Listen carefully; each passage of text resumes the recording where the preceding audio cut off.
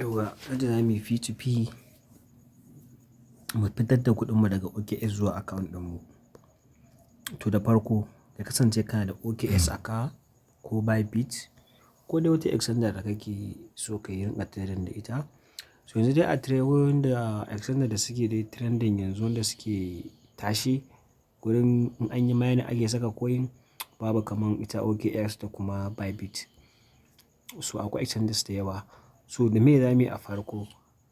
A farko muna da kuɗinmu mun sayar da coin ɗinmu mun koyar yadda ake siyarwa, yadda ake transfer from pounding to trade, from trade to pounding.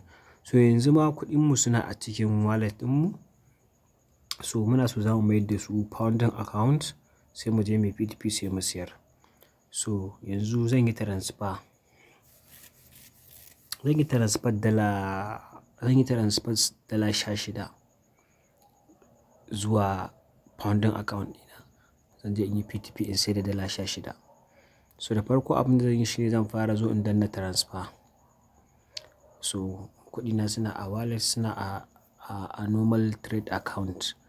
Idan suna a trade account, idan suna a trading account to zan mayar da su wato pounding account nan kenan. So yanzu zan yi transfer, zan mayar da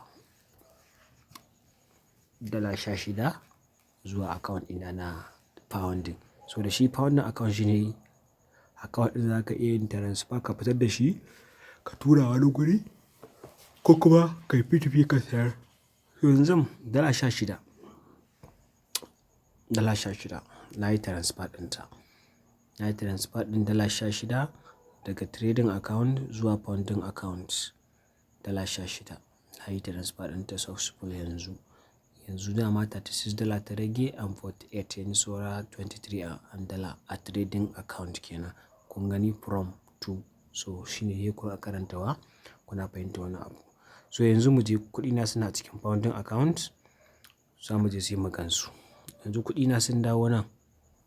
Sun tashi daga trading account sun dawo pounding account. Shine idan je in yi p2p in siyar. So mu je p2p sai ka zo sai ka nemi p2p. Ina p2p take? Sai ka neme ta ka je ka p2p ka cire kuɗinka. So ga gurin p2p nan a OKX kenan. So za mu shiga p2p. Ga yanan sai mu danna na farko p2p trading.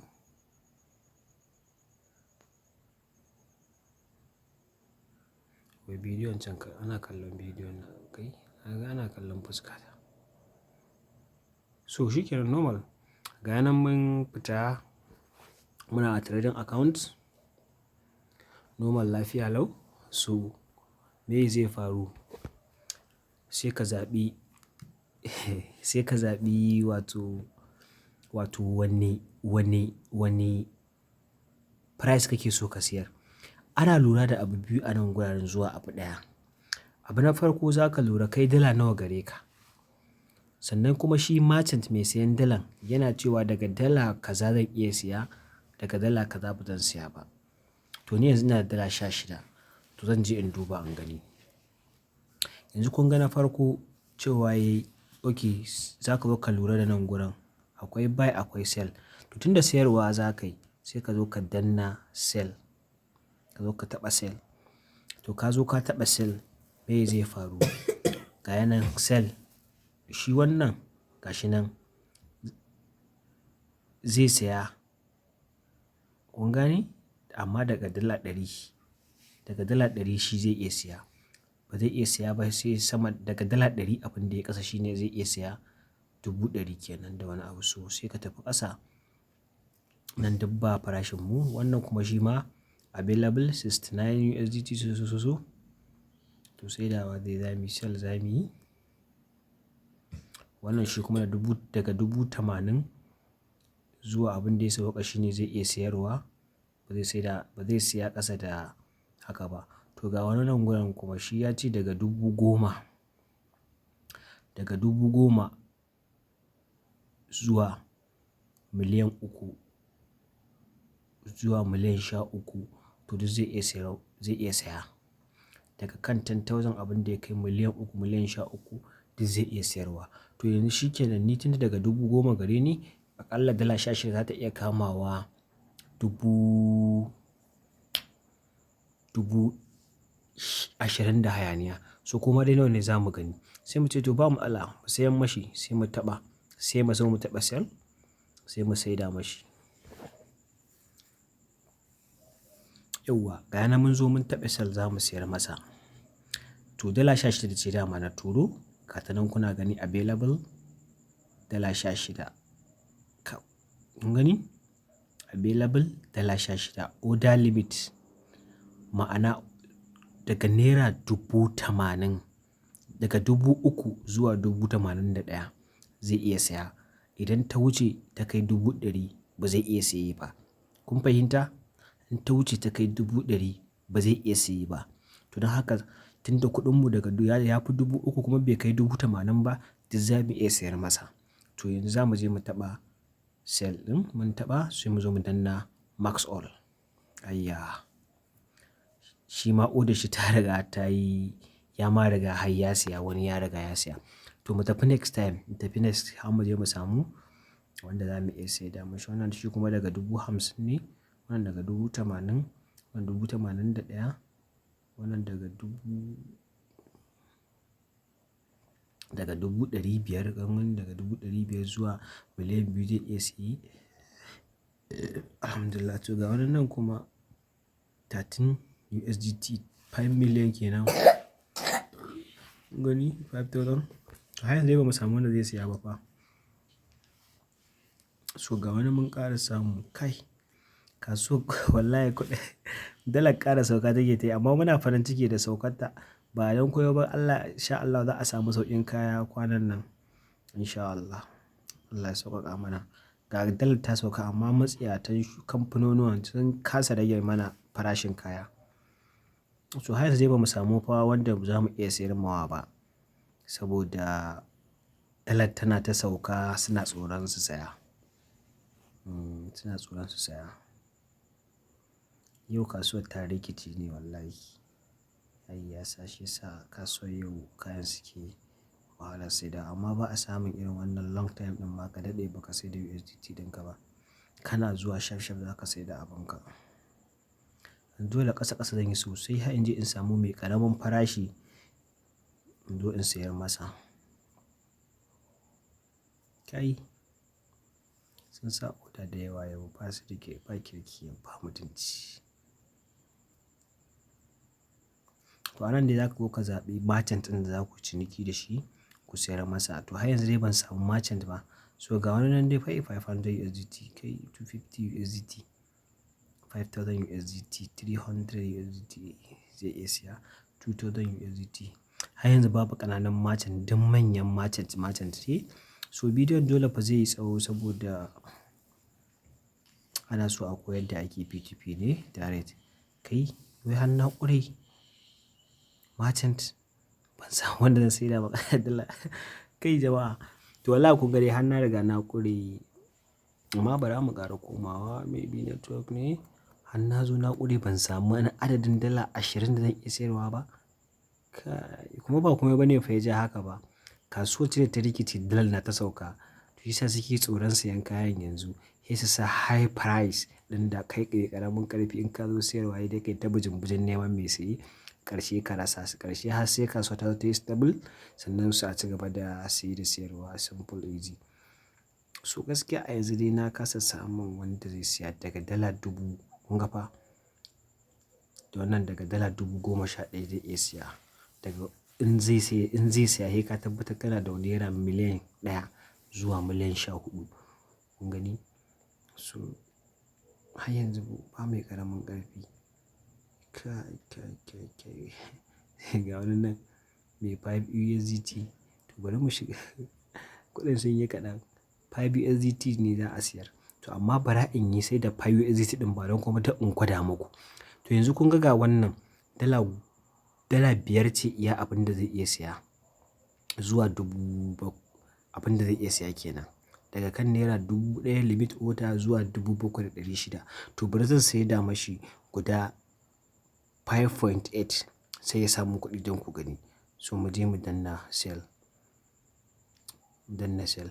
To za mu sayan masa limit order shine 5.87.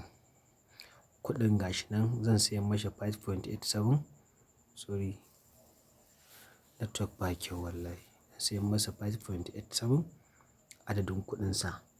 Gashi nan zan sayar masa su kun gani dala, shi kuma adadin wanda zai siya limit order. To ga adadin kuɗi na zan yi receiving a account ɗina naira 7,683. So sai in danna cewa sell. Sai in danna sell. Please, you have not set our money funny account information. Do you want to add it now? Yes, suna so ka saka bankinka wanda za su tura maka kuɗi. Sai kai adin ɗin bankinka. Ina da money point. Okay, ba ni da money point account gaskiya. So don haka kun ga shi ma dai cinikin ba zai yiwu ba. Ina da Opay, ina da sauran bankuna. So shi ma dai dole sai money points. Ni kuma money point ba zan iya, ban da account da money point. Kun ga shi ma dai dala ba ta saidu ba. Sai dai mu tafi gurin wani again. Wallahi ba wani abu ya kawo haka ba, kawai tsadan dala ta karye ne sosai. Shi sa suke ta wannan iskancin.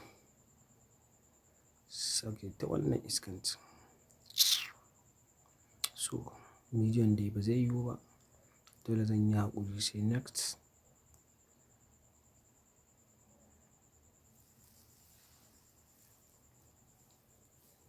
$950 USDT.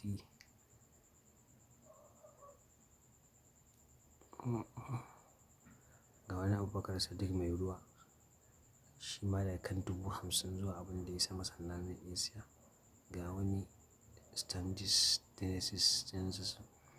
So ni ma da merchant ne a Badger Exchanger.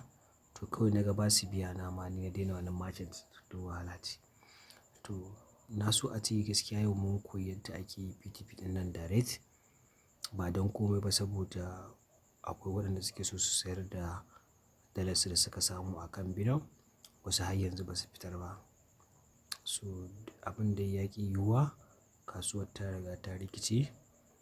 Sai dai haƙuri. Na kasa samun wanda zan sayar ma dala 16.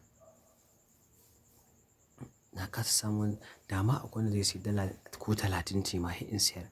To duk sun sa high price dala 300, dala 500. To dama ni ba ni da ma niyyar fitar da kuɗin yanzu ko saboda dai in tabbatar na koya muku kun iya p2p don ku je ku cire kuɗinku. To abun kuma ya ƙi yiwuwa saboda babu masu ƙananan price a kasuwar. Bari mu ga wannan 29 order limit 29,000. Sai mu ce max all. Ayya, 20,000 ne za su kama kuɗin. 20,000. So bari in ƙara komawa wani zaɓuwar za mu samu in Allah ya yarda yanzu nan ma kuwa 20,000. Yauwa ga wani nan. Ga wani nan limit order ɗin shi 20,000. Kun gan shi ta koma dala 100. Yanzu kuna dai gani daga dala 300 da wani abu ta koma dala 200 da wani abu. So za mu sayan mai don gwada kawai. Ce sell. Mun sayan masa. Mun sayar masa. Yauwa. So gashi nan shi wannan order mu ta yi daidai. Limit order ɗinmu da tashi ta yi daidai. Order sa daga 20,000 ne zuwa abin da ya sama za ka iya kasa order. To yanzu gashi nan na saida mai, zan saida mai dala 16. To ga yanan sell order. Gashi nan you have set our stamping bank ko su Keystone Bank ko su gashi nan normal. Ina da Keystone dama a ciki na riga nayi adin. Bani da stamping bank amma ina da Keystone Bank. So bari gashi nan na zaɓi Keystone Bank. 123 account number shine lambar account ɗin 60 16 28 89 04 shine account number ɗin da zai samun kuɗi. Sai lambar wayata 70 69 21 15 56 ta ce lambar wayata. Wanda wani issues ɗin ma zan iya kiran shi ko ya kira ni 69 21 15 56. So yanzu na gama saka keystone ɗina account ɗina, dama normal ka riga ka yi verifying. To gashi nan mun je na yi adin. Yawwa ga nan za su yi verifying su OKX. In suka yi verifying ɗin za su saka mashi, in ya samu kuɗin a keystone ya shigo sai mu ci gaba da inda aka tsaya. Payment method has done. So yanzu abin da zai faru, ka ƙara danna sell. Gashi nan suna tambayar ka ka yadda a sa maka a keystone bank ɗinka. Za su samun naira, na sayi da dala akan 1270, dala 16. In ka buga kuɗin shi ne zai kama naira 20,430. Na yadda na sayan mai, sai ka danna sell. A fa tsaya fa a current p2p very simple da sauƙi. Kawai ya ma daɗe ne ba don komai ba saboda mun samu matsalar network. Amma minti 10 yayi an yi p2p an gama. So yanzu zan jira shi ya samun kuɗi. Sai ya samun kuɗi sannan zan saka mai order. Yanzu muna jiran shi, amma za ka iya zuwa kai magana da shi ta nan guraren, kai magana da shi ka ce please in yayi delay, in kuma bai delay ba shi kenan. Gashi nan yana tambaya ta you have a sell our pending order. So suna gaya mun order ta. So gashi nan drop our active phone number in the case daily. Okay? So bari in ajiye mai number wayata saboda in case na delay ko an samu wani issue zai iya kira na don mu saita tsakaninmu. So ga nan number wayata. So let me say I'm waiting for you. I'm waiting for you guys. Gashi nan. So bari ya samun kuɗin yanzu. Ƙa'idar order, don in ka ga ba a sama kuɗi da wuri ba, kakka wani damu kanka. Ba wani abu bane ba. At least order tana ɗaukan minti 30, wata in bata zo ba a bata yi sauri ba kenan. An yi delay an samu matsaloli. Amma cikin minti 2 ko 3 insha Allahu za ku ga an samu kuɗin.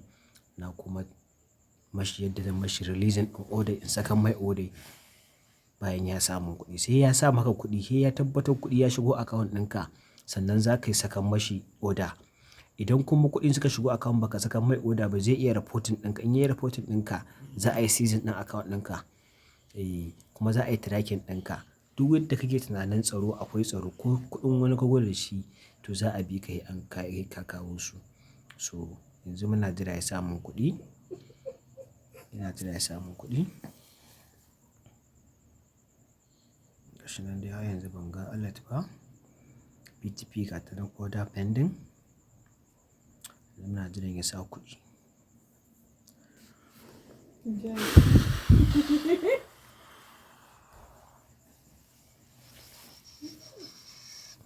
Ni ban ma taɓa yin bidiyo wai ya nuna fuskata haka ba ma sai yau wallahi. Ban ma san ya ake yi ba. Kai. Wallahi ban ma san ina aka shiga aka kunna ba. Kuma gurin taɓe-taɓe na ne zan kunna shi. Kawai bidiyo ana ganin fuskata. Mu da muke so mu zama anonymous ko da yaushe. Anonymous kenan fa so. Yanzu muna jiran order ta sauka.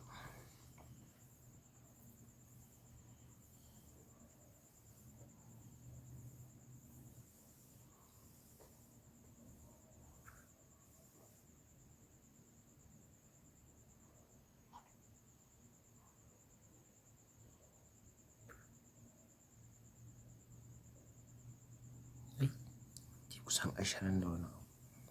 So har yanzu dai bai sa kuɗin ba. Muna jiran shi ya sa kuɗi tukunna.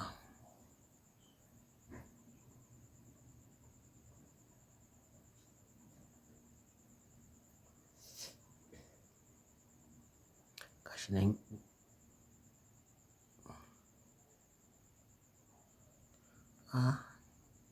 Gashi nan yana ce min wai in checking ɗin abu account ɗina. Account ɗin da na sa is incorrect. So let's send it again.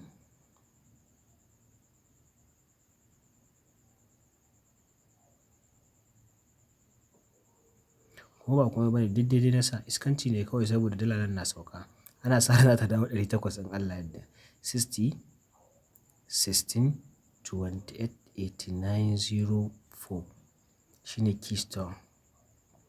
Kabir Idris. Keystone Bank.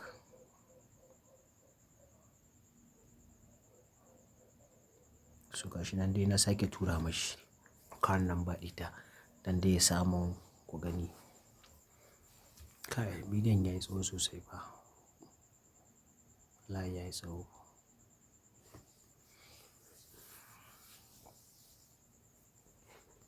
Okay, I'm waiting for you.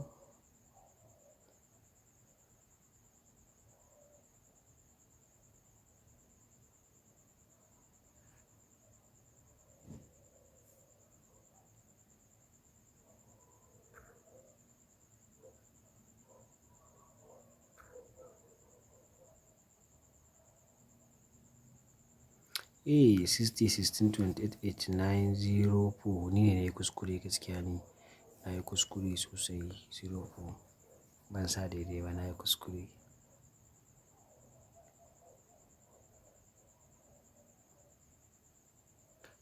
Sunan gayan ma Usman Isa. Mu kun ga sunan shi nan Usman Isa. Bahaushe ne ma ɗan iska amma zai mai iskanci.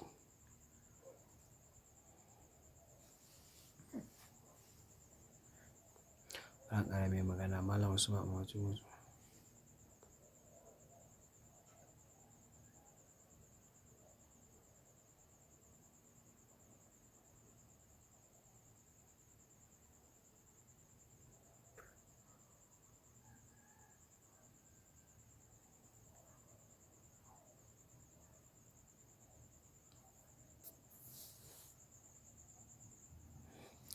Yawa mu ci gaba. Yanzu dai Malam Usman ya so kuɗi, ya ce ya samu kuɗi. Gashi nan zan yi confirmation har ya turo min receipt ya samu kuɗin. So amma me zan je in yi confirmation a banki na sannan in saka mashi. So yayi mu koma in yi confirmation shine sai in zo in checking Keystone Bank ɗina. Dama ina ga bani da kuɗi ciki bai fi 3,000 ba a ciki. Yauwa to kuɗin ya shigo gasu nan kuɗin sun haɗe sun zama naira 23,000 da hayaniya. So still ma haka in baka yadda da wannan ba, in kana da application za ka iya shiga ka ƙara buɗewa. Za ka iya shiga ka ƙara buɗewa ta application don kai confirming kuɗin ya zo ko bai zo ba. Eh ga nan zan yi confirmation na biyu.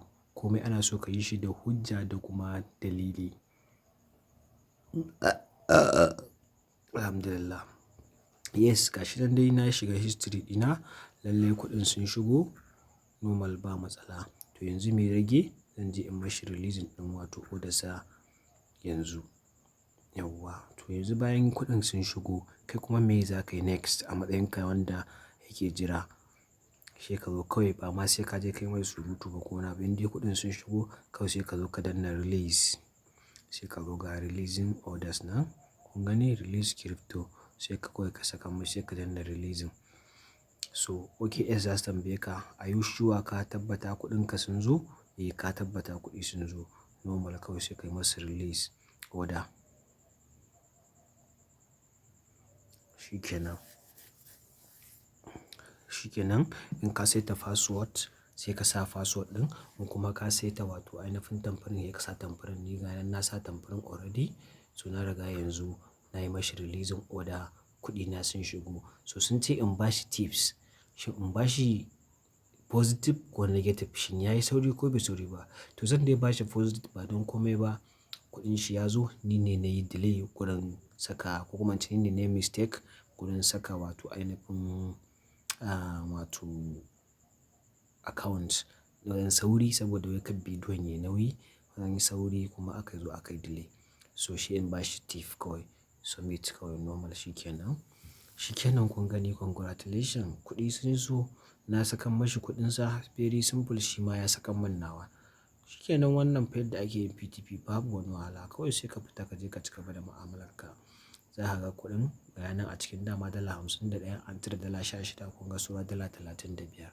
To shine wannan da ake yin p2p cikin sauƙi. Muna fatan ta fashe mana a Netcoin da sauransu da sauransu saboda mu haɗa kayan aiki ba dare ba rana. Kai crypto ba a bacci fa. Crypto ba ta rago bacci. To yadda ake p2p kenan a taƙaice. Haka kuma idan za ka sa kuɗi wannan hanya ake bi ƙasa saboda bypasser ne. ɗan juma ne da ɗan jummai. Yadda aka bi waccan hanyar za ka je ka zaɓi wanda kake so ka zaɓa na daidai kuɗinka, ka sa order ka tura mai kuɗi ya saka maka crypto. Haka ake yi. A kalli bidiyon nan kamar sau biyu haka saboda a fahimta abin ya zauna maka a kanka ba don komai ba zuwa gaba kai ma sai dai ka koya ma wani. Wannan abin da nake koyawa a kyauta haka wasu wallahi sai an biya su. So kawai dai mu muna yi saboda mu taimaki ƴan uwan mu Hausawa da Arewa da an bar mu a baya. So ya kamata a shigo harkar nan ko ba ka sa kuɗi ba in dai ka dage ana samun kuɗi. Allah ya taimake mu.